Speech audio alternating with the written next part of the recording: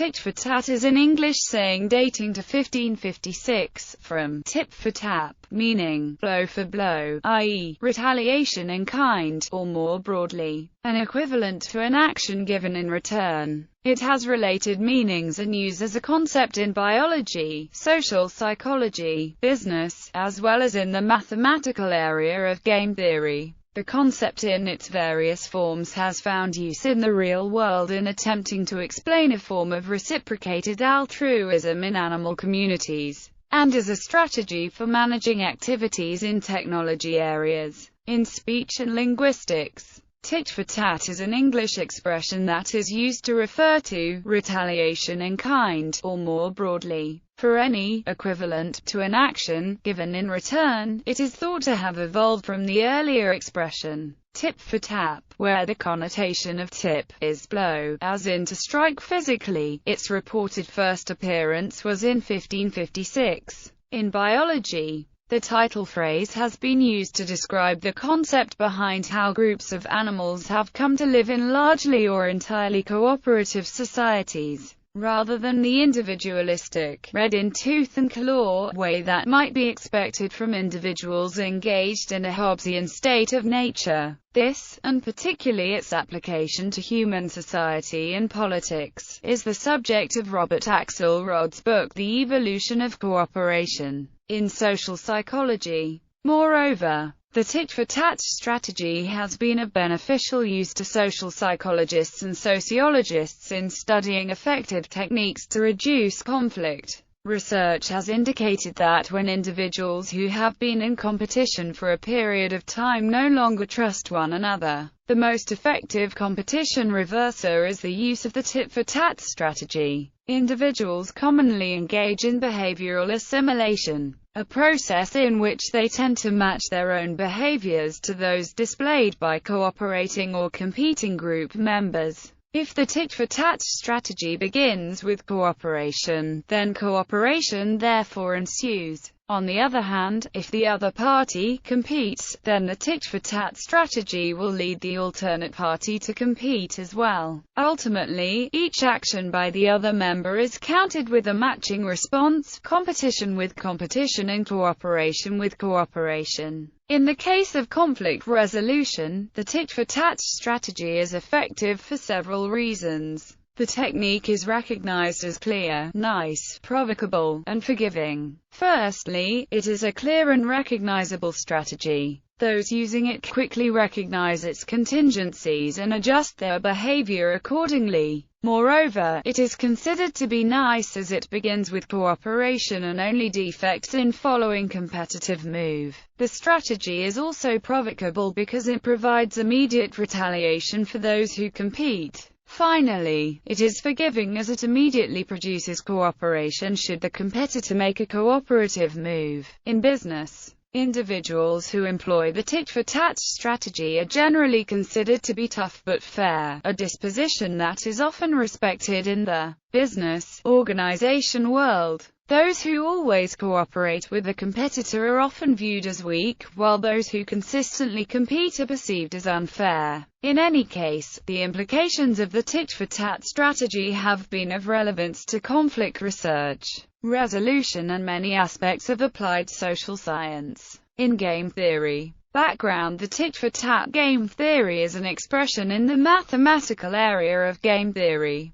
relevant to a problem called the iterated prisoner's dilemma. It was first introduced as a strategy by Anatole Rapoport in Robert Axelrod's two tournaments, held around 1980. Notably, on both occasions it was both the simplest strategy and the most successful in direct competition. An agent using this strategy will first cooperate, then subsequently replicate an opponent's previous action. If the opponent previously was cooperative, the agent is cooperative; if not, the agent is not. The success of the tit-for-tat strategy, which is largely cooperative despite that its name emphasizes an adversarial nature, took many by surprise. or aid against strategies produced by various teams at 1 in 2 competitions. After the first competition, new strategies formulated specifically to combat tit-for-tat failed due to their negative interactions with each other. A successful strategy other than tit-for-tat would have had to be formulated with both tit-for-tat and itself in mind. Problems. While Axelrod has empirically shown that the strategy is optimal in some cases of direct competition, two agents playing tit-for-tat remain vulnerable. A one-time, single-bit error in either player's interpretation of events can lead to an unending death spiral. In this symmetric situation, each side perceives itself as preferring to cooperate, if only the other side would. But each is forced by the strategy into repeatedly punishing an opponent who continues to attack despite being punished in every game cycle. This situation frequently arises in real-world conflicts, ranging from schoolyard fights to civil and regional wars. Tit-for-tats could be used to mitigate this problem. See the description below. Tit-for-tat with forgiveness is sometimes superior. When the opponent defects, the player will occasionally cooperate on the next move anyway. This allows for recovery from getting trapped in a cycle of defections. The exact probability that a player will respond with cooperation depends on the lineup of opponents. The reason for these issues is that tit-for-tat is not a sub-game perfect equilibrium, except under knife-edge conditions on the discount rate. If one agent defects and the opponent cooperates, then both agents will end up alternating cooperate and defect, yielding a lower payoff than if both agents were to continually cooperate.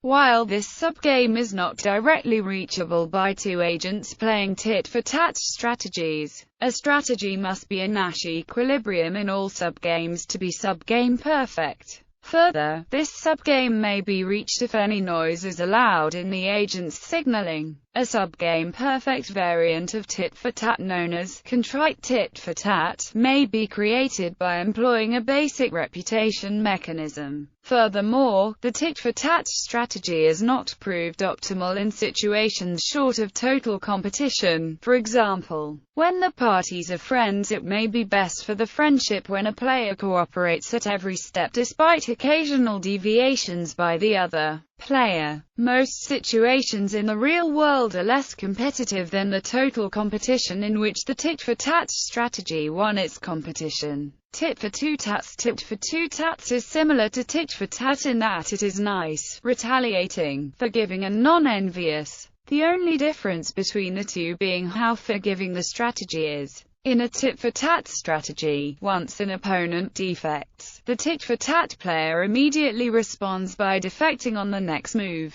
This has the unfortunate consequence of causing two retaliatory strategies to continuously defect against one another, resulting in a poor outcome for both players. A tit-for-tats player will let the first defection go unchallenged as a means to avoid the death spiral of the previous example. If the opponent defects twice in a row, the tit-for-tats player will respond by defecting. This strategy was put forward by Robert Axelrod during his second round of computer simulations at RAND. After analyzing the results of the first experiment, he determined that had a participant entered the tit-for-tat strategy, it would have emerged with a higher cumulative score than any other program. As a result, he himself entered it with high expectations in the second tournament. Unfortunately, owing to the more aggressive nature of the programs entered in the second round, which were able to take advantage of its highly forgiving nature, tit-for-tats did significantly worse than tit-for-tat.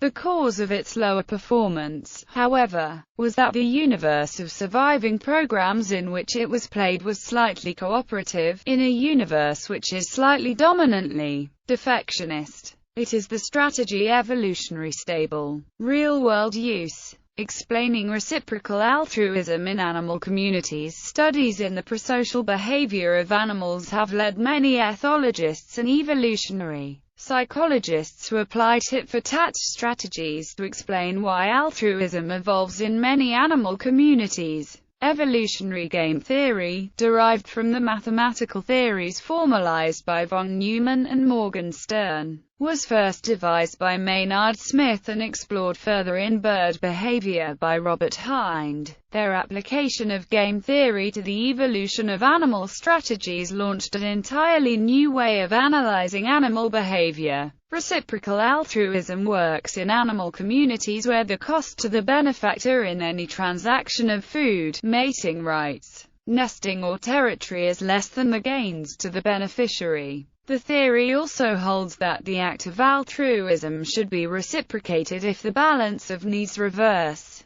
For example, tit for tat is suggested to be the mechanism of cooperative predator inspection behavior in guppies, explaining the tit-for-tat inability of either side to back away from conflict, for fear of being perceived as weak or as cooperating with the enemy, has been the source of many conflicts throughout history. However, the tit-for-tat strategy has also been detected by analysts in the spontaneous nonviolent behavior, called live and let live, that arose during trench warfare in the First World War. Troops dug in only a few hundred feet from each other would evolve in unspoken understanding. If a sniper killed a soldier on one side, the other could expect an equal retaliation. Conversely, if no one was killed for a time, the other side would acknowledge this implied truce, and act accordingly. This created a good fences make good neighbors policy between the trenches.